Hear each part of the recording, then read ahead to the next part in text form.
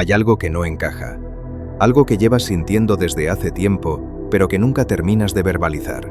Es esa sensación de que el mundo ya no funciona como antes, de que las crisis ya no vienen y se van, sino que se quedan, se superponen, se entrelazan. Es como si viviéramos en un estado de alarma que nunca termina de desactivarse del todo. Apenas acabamos de salir de una emergencia cuando ya estamos entrando en la siguiente. Y lo más inquietante no es la crisis en sí, sino que empezamos a acostumbrarnos a vivir así, a vivir esperando la próxima catástrofe, a vivir con la sensación de que todo puede colapsar en cualquier momento. Tri. Bienvenido a la era de la emergencia permanente, un tiempo en el que el caos ya no es la excepción, sino la regla, un tiempo en el que lo extraordinario se ha vuelto ordinario. Y lo que alguna vez fue impensable ahora es simplemente parte de la rutina diaria. Piensa en los últimos años. Piensa en cómo hemos pasado de una crisis global a otra sin apenas tiempo para respirar. Primero fue la pandemia, un virus invisible que paralizó al mundo entero, que cerró fronteras, que confinó a miles de millones de personas en sus hogares, que transformó la manera en que trabajamos, nos el tías, melopersón, nos relacionamos, incluso cómo respiramos. Durante meses, la humanidad entera vivió bajo el peso de una amenaza biológica que nadie podía ver, pero que todos debían temer. Las calles vacías, los comercios cerrados, las mascarillas, los controles, las restricciones, todo se justificaba en nombre de la salud pública, de salvar vidas, de protegernos unos a otros. Y la mayoría aceptó. Porque cuando el miedo es lo suficientemente intenso, cuando la amenaza parece lo suficientemente real, las personas están dispuestas a renunciar a casi cualquier cosa con tal de sentirse seguras. Pero apenas la pandemia comenzó a desvanecerse del centro del discurso público, apenas empezamos a quitarnos las mascarillas y a recuperar algo parecido a la normalidad, llegó la siguiente emergencia. Esta vez fue una guerra en Europa. Algo que muchos creían imposible en pleno siglo XXI. Y con ella llegó una nueva ola de miedo, de incertidumbre, de sensación de que el mundo estaba al borde de algo mucho peor. Los precios de la energía se dispararon. Los mercados temblaron. Las cadenas de suministro, ya debilitadas por la pandemia, se tensaron aún más. Y de repente, la conversación ya no era sobre virus ni contagios, sino sobre combustible, sobre gas, sobre si habría suficiente energía para pasar el invierno. Las crisis se encadenaban unas con otras, como fichas de dominó cayendo en perfecta secuencia. Y mientras el mundo intentaba asimilar esta nueva realidad, llegó otra amenaza, esta vez más difusa pero igualmente omnipresente: la crisis climática. Los incendios que arrasaban bosques enteros, las sequías que dejaban ríos secos, las inundaciones que destruían ciudades, las temperaturas extremas que batían récords cada año. La narrativa era clara: el planeta está en peligro, el tiempo se agota, debemos actuar ahora o será demasiado tarde. Y con esa narrativa llegaron nuevas medidas, nuevas restricciones, nuevas formas de control. Restricciones a los viajes, límites al consumo, impuestos sobre emisiones, regulaciones sobre qué puedes comprar, cómo puedes moverte, qué tipo de energía puedes usar. Todo, por supuesto, justificado en nombre de salvar el planeta, de proteger el futuro, de garantizar la supervivencia de la especie. Pero no terminó ahí, porque mientras las crisis ambientales ocupaban los titulares, la economía global comenzaba a mostrar signos de debilidad estructural. La inflación, ese fantasma que muchos creían enterrado en el pasado, regresó con fuerza. Los precios de los alimentos subieron. Los alquileres se volvieron inaccesibles. Los precios. Los salarios no alcanzaban para cubrir los gastos básicos. Y con la inflación llegó la respuesta de siempre. Los bancos centrales subieron los tipos de interés, lo que enfrió la economía, lo que generó despidos, lo que aumentó la precariedad. El dinero empezó a valer menos, pero también empezó a ser más difícil de obtener. Y la gente, agotada por años de crisis continuas, simplemente intentaba sobrevivir un día más. Y entonces llegó algo aún más inquietante, algo que parecía salido de una distopía tecnológica, pero que ya está aquí, desarrollándose en tiempo real: el control financiero digital.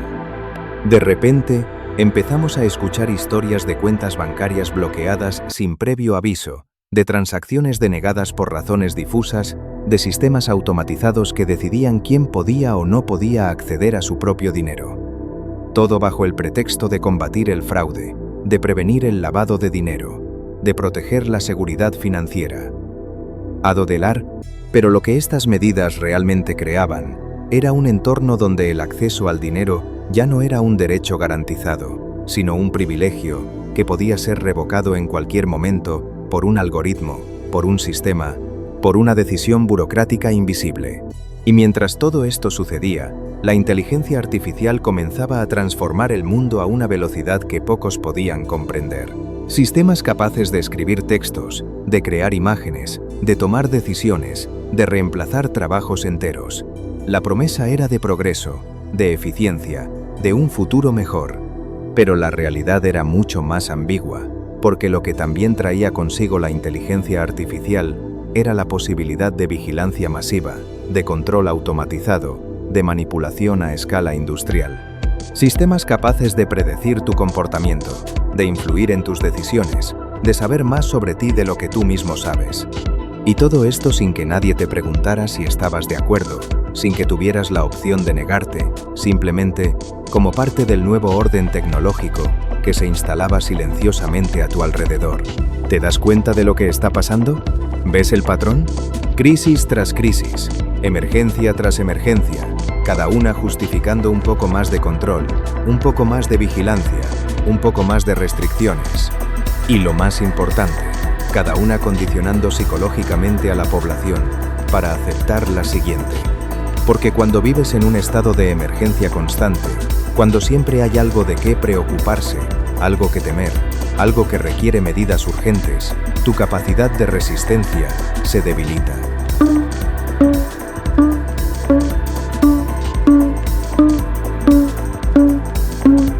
Tu capacidad de cuestionar se erosiona. Empiezas a aceptar como normal lo que hace apenas unos años te habría parecido inaceptable. Este es el verdadero juego del poder en el siglo XXI. No se trata de una conspiración organizada por un grupo secreto en una sala oscura. Se trata de algo mucho más sistémico, mucho más estructural. Se trata de cómo las crisis, sean reales o amplificadas, sean naturales o manufacturadas, crean el entorno perfecto para la expansión del control. Porque cuando hay una emergencia, las reglas normales se suspenden, las libertades se posponen, los derechos se relativizan. Y lo que se presenta como temporal, como una medida excepcional para una situación excepcional, tiende a volverse permanente.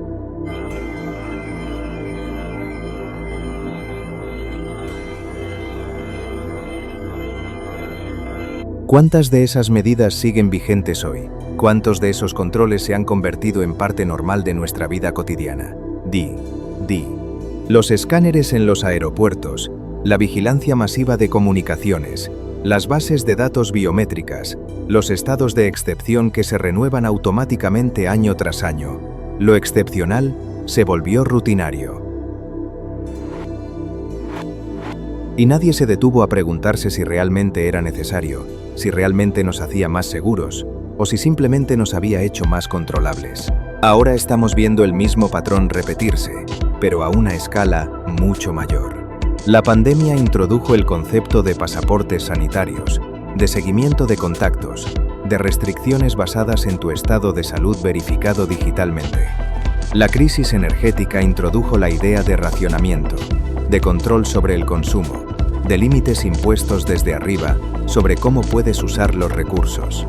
La crisis climática introduce la noción de huellas de carbono individuales, de créditos de emisiones personales, de restricciones sobre dónde puedes viajar y cómo puedes vivir. La inestabilidad financiera introduce el control sobre las transacciones, sobre el efectivo, sobre tu capacidad de mover tu propio dinero. Due.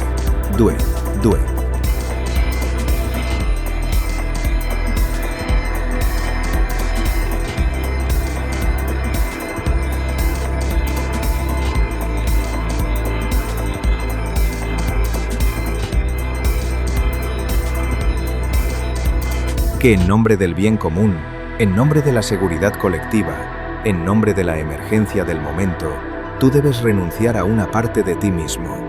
Y la promesa es siempre la misma. Es solo temporal. Es solo hasta que pase la crisis. Es solo lo necesario para mantenernos a salvo. Pero aquí está la cuestión. ¿Qué pasa cuando la crisis nunca termina? ¿Qué pasa cuando siempre hay una nueva emergencia esperando en las sombras? ¿Qué pasa cuando el estado de excepción se convierte en el estado normal? Porque eso es exactamente lo que estamos viendo. Vivimos en una era de emergencia permanente, donde siempre hay algo que requiere medidas urgentes, donde siempre hay una justificación para expandir el control, donde siempre hay una razón por la que no puedes tener de vuelta las libertades que entregaste. Y lo más efectivo de este sistema no es la fuerza bruta, no son los tanques en las calles, ni los soldados en las esquinas. Lo más efectivo es el miedo. El miedo es la herramienta de control más poderosa que existe, porque el miedo opera desde dentro. El miedo no necesita guardias armados para vigilarte, porque tú te vigilas a ti mismo. El miedo no necesita muros para encerrarte, porque tú construyes tus propias prisiones mentales. El miedo no necesita convencerte de obedecer, porque cuando tienes suficiente miedo, obedeces voluntariamente, incluso agradeces la oportunidad de hacerlo. El miedo cierra el pensamiento crítico. Cuando estás asustado, cuando percibes una amenaza inminente, tu cerebro entra en modo supervivencia. Y en ese modo, no evalúas, no cuestionas, no analizas. Simplemente reaccionas. Simplemente buscas protección. Simplemente haces lo que te dicen que hagas porque parece la opción más segura. Y los sistemas de poder lo saben. Saben que una población asustada es una población controlable. Saben que cuando el miedo es lo suficientemente intenso, las personas renunciarán a casi cualquier cosa con tal de sentirse seguras. Por eso las emergencias son tan útiles, porque las emergencias generan miedo, y el miedo genera obediencia, y la obediencia genera poder. Es un ciclo que se retroalimenta. Cuanto más tiempo vives en emergencia, más normalizado está el miedo. Cuanto más normalizado está el miedo, más aceptas sin cuestionar. Cuanto más aceptas sin cuestionar, más fácil es implementar el siguiente nivel de control. Y así, paso a paso, crisis a crisis, emergencia a emergencia, el mundo cambia. No de golpe, no con un anuncio dramático, sino gradualmente, de manera casi imperceptible, hasta que un día te despiertas y te das cuenta de que vives en un lugar muy diferente al que recordabas. Observa cómo funciona la narrativa de cada emergencia. Siempre hay un enemigo invisible. En la pandemia era el virus, algo que no podías ver pero que estaba en todas partes. Algo que podía estar en tu vecino, en tu familia, en ti mismo. En el cambio climático es el carbono, las emisiones, el consumo, algo difuso y omnipresente que requiere vigilancia constante. En la economía es la inflación, la inestabilidad, el colapso potencial que siempre está a la vuelta de la esquina. Número, algo, 2, 2, 2, 2. En la tecnología son las amenazas cibernéticas, los hackers, la desinformación, los peligros de la inteligencia artificial no regulada. Di. Enemigos invisibles requieren soluciones totales, porque si no puedes ver la amenaza, entonces cualquiera podría ser portador de ella. Si no puedes identificar el peligro a simple vista, entonces todos deben ser monitoreados. Si la amenaza está en todas partes, entonces el control debe estar en todas partes. Mark. Algado nido kentinue del parados 3 del parados. Algado nido kentorio del parados. Mark. Algado nido kentorio del parados. Mark. Es la lógica perfecta para la expansión del poder. Un enemigo que nunca terminas de vencer. Una amenaza que nunca desaparece del todo. Una emergencia que siempre justifica un poco más de vigilancia, un poco más de restricciones, un poco más de obediencia. Y aquí está el aspecto más insidioso de todo esto. No se trata necesariamente de que las crisis sean completamente inventadas. Muchas de estas amenazas tienen elementos reales. Los virus existen.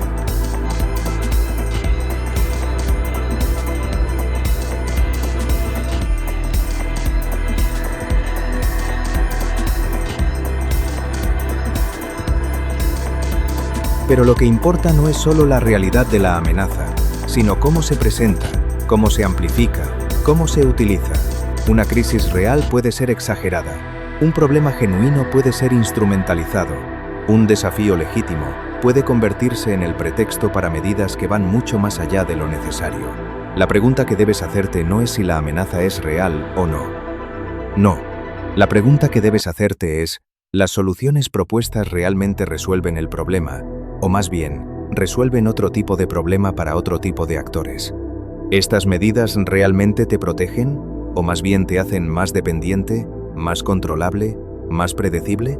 ¿Esta emergencia realmente requiere que renuncies a tu privacidad, a tu autonomía, a tu libertad? ¿O simplemente se está aprovechando de tu miedo para obtener algo que nunca habrías entregado voluntariamente en tiempos normales? Porque eso es lo que hace la emergencia permanente. Elimina el concepto de tiempos normales. Crea un estado en el que lo excepcional es la norma, en el que la crisis es el contexto habitual, en el que la urgencia es la velocidad de operación estándar. Y en ese estado, las personas pierden la perspectiva. Pierden la capacidad de comparar el presente con un pasado más libre, con un pasado donde había más opciones, más espacio para decidir, más autonomía individual. Porque cuando vives saltando de crisis en crisis, no tienes tiempo para reflexionar, para cuestionar, para resistir. Solo tienes tiempo para sobrevivir hasta la próxima. Observa también cómo cada emergencia prepara el terreno para la siguiente. La pandemia normalizó la vigilancia sanitaria, los pasaportes digitales, el seguimiento de movimientos. Eso creó la infraestructura tecnológica y la aceptación social para otros tipos de seguimiento. La crisis energética normalizó el racionamiento, el control sobre el consumo, la idea de que no puedes usar recursos libremente. Eso prepara el camino para otros tipos de racionamiento, otros tipos de control sobre tu vida cotidiana. La crisis financiera normalizó la intervención en los mercados, el control sobre las transacciones, la idea de que tu dinero no es completamente tuyo. Eso sienta las bases para sistemas financieros completamente digitales donde cada transacción es monitoreada, donde el acceso al dinero puede ser condicionado, donde el efectivo, la última forma de privacidad financiera, desaparece. ¿Ves cómo se conecta todo? ¿Ves cómo cada pieza prepara la siguiente? No es casualidad, es diseño. No necesariamente diseño conspirativo de un grupo específico, sino diseño sistémico de estructuras de poder que operan según su propia lógica interna. El poder busca expandirse, el control busca profundizarse, la burocracia busca perpetuarse, y las crisis, las emergencias, las amenazas son el combustible perfecto para ese motor. En un mundo en emergencia permanente, las reglas pueden cambiar en cualquier momento. Lo que era legal ayer puede ser prohibido hoy. Lo que era privado la semana pasada puede ser público ahora. No, no, no, no, no, no. Lo que era tuyo puede dejar de serlo bajo la justificación correcta. Y nadie puede quejarse demasiado fuerte, porque siempre hay una buena razón, siempre hay una amenaza mayor, siempre hay algo más importante que tus pequeñas libertades individuales. Este es el verdadero juego del poder. No se trata de dominar por la fuerza, sino de hacer que la dominación parezca necesaria, razonable, incluso deseable. Se trata de crear un entorno donde las personas elijan la seguridad sobre la libertad, donde prefieran la certeza del control sobre la incertidumbre de la autonomía. Se trata de cansarlas tanto, asustarlas tanto, confundirlas tanto, que eventualmente simplemente se rindan y acepten cualquier cosa con tal de que termine la crisis actual, sin darse cuenta de que la próxima ya está siendo preparada. Y aquí está lo más perturbador de todo. El caos ya no es un accidente. El caos ya no es algo que el poder teme y trata de evitar. El caos se ha convertido en un entorno funcional para ciertos tipos de poder. Porque en el caos, en la confusión, en la emergencia constante, las reglas normales no aplican. Los controles normales no funcionan. La democracia se vuelve demasiado lenta, demasiado complicada, demasiado ineficiente para manejar la crisis del momento. Y entonces necesitamos medidas especiales, poderes especiales, estructuras especiales que puedan actuar rápido, que no tengan que pedir permiso, que no tengan que rendir cuentas hasta que la emergencia termine. Y como la emergencia nunca termina, esos poderes especiales se vuelven permanentes.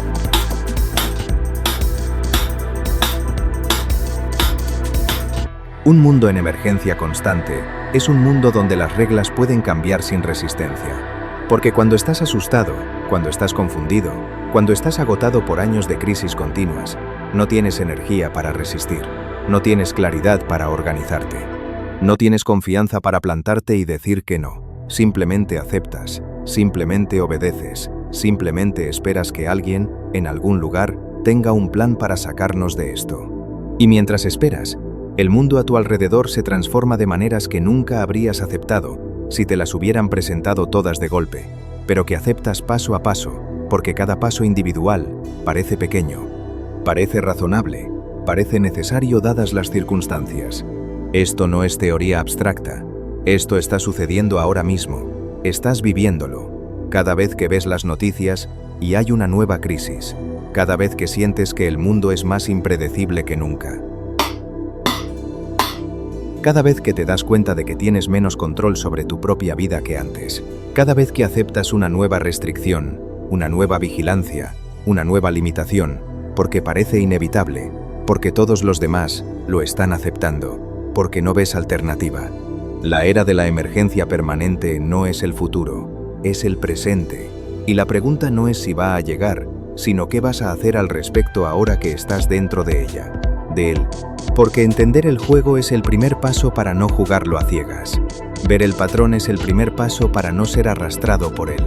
Reconocer cómo funciona el control es el primer paso para no entregarlo voluntariamente. El juego continúa. Las emergencias seguirán llegando. Las crisis seguirán encadenándose.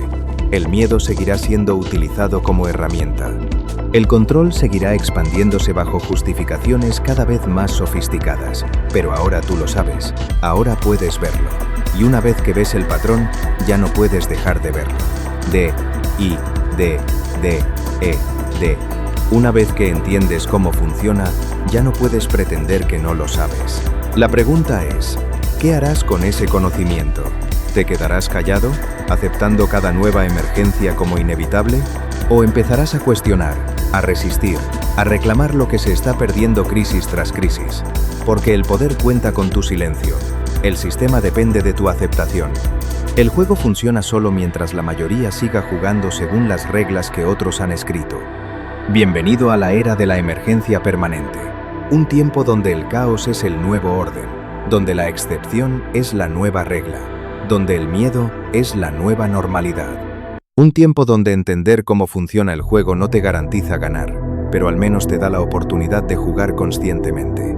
Y eso, en un mundo donde la mayoría ni siquiera sabe que está jugando, ya es algo. El juego del poder no ha terminado, apenas comienza. Y ahora que lo ves, la pregunta es si seguirás siendo una pieza en el tablero o si empezarás a mover tus propias fichas.